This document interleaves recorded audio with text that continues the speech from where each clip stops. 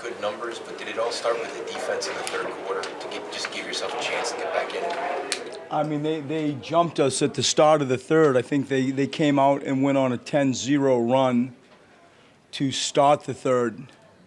And, we got them together. We called a timeout and got them together. And I think from that point on, somebody just gave me a number that it was a 62-32 swing from that point on. Coach, it comes a special time when a team starts wearing down opponents. And that looks like that's what these guys are starting to do. I mean, they wore down the Clippers tonight. Yeah.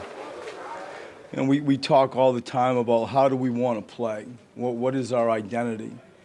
And since we've met, John, we have to play with speed. We want to play fast. It's why we talk about career best fitness.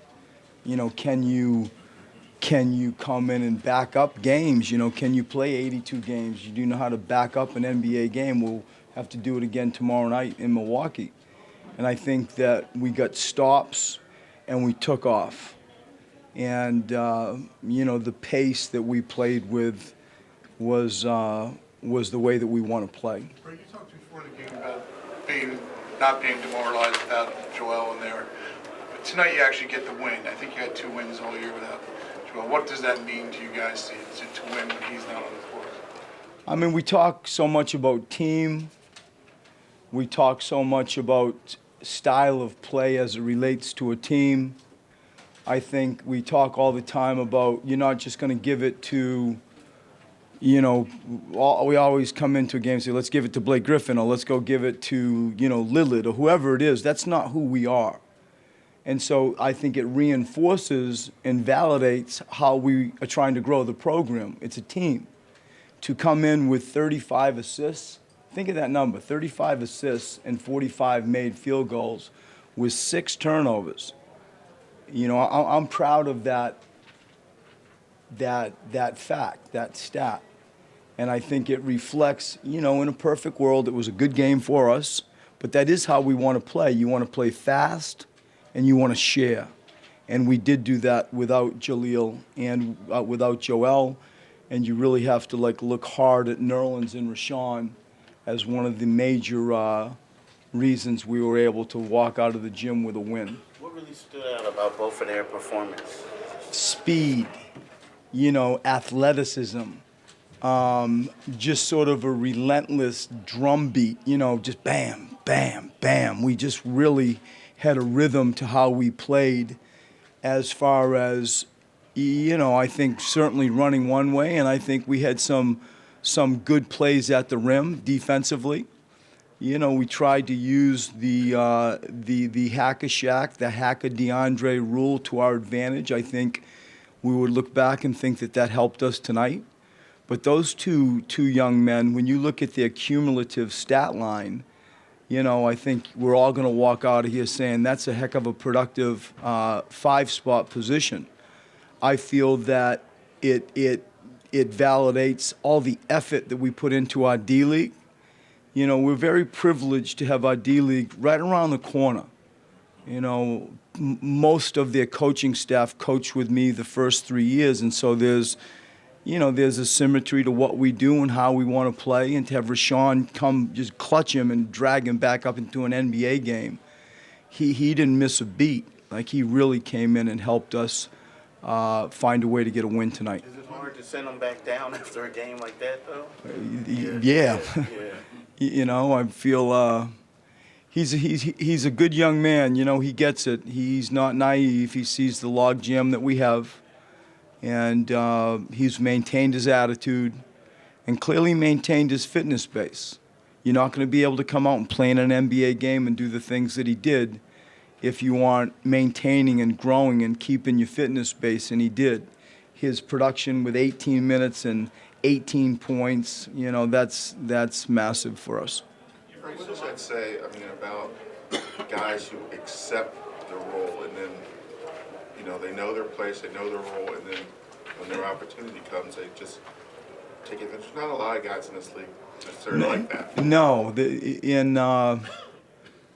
I think it's a litmus test to the person, and he's a good person. I think that we see how Jahlil Okafor has handled this. And you walk out of a gym or a practice or a meeting room that I've had, so many times with Jahlil, and he's a good person. And he, too, has handled this situation. Nerlens has handled the situation. He's come off the bench. You can't begrudge Nerlens if down deep you wanted to be a starter and play more minutes. You would expect that.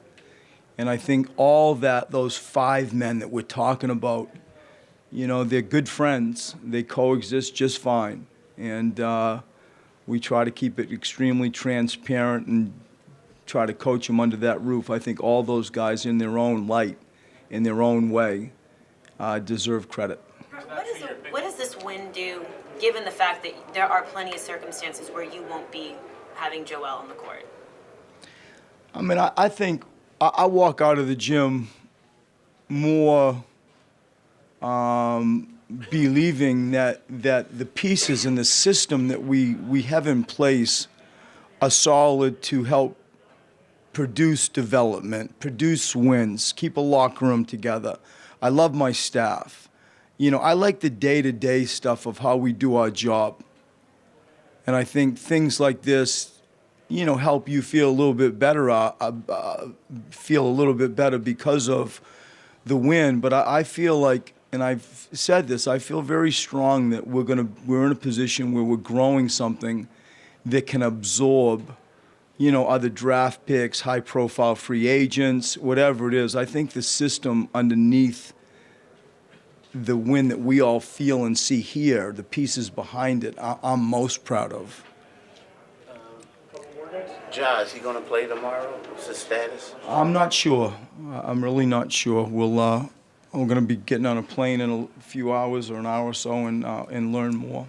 We talked about how much Rashawn just jumped in without playing at all, but also Nerlens jumped back into the starting lineup. How did you see him handling such a much more major role than he's had so far this season? I think he handled it just fine. And as we were subbing it out, I thought that Dario and Rashawn gave us a real bump, a real bounce. And clearly they needed to be subbed. My intention was to really consider them to end the game. And so when you took them out, and you brought Nerlens back in and Ersan back in, they were good, and so was Rashawn and Dario. There were times in the game you were thinking, were you going to go with Ersan and Dario when they went small? They took DeAndre out.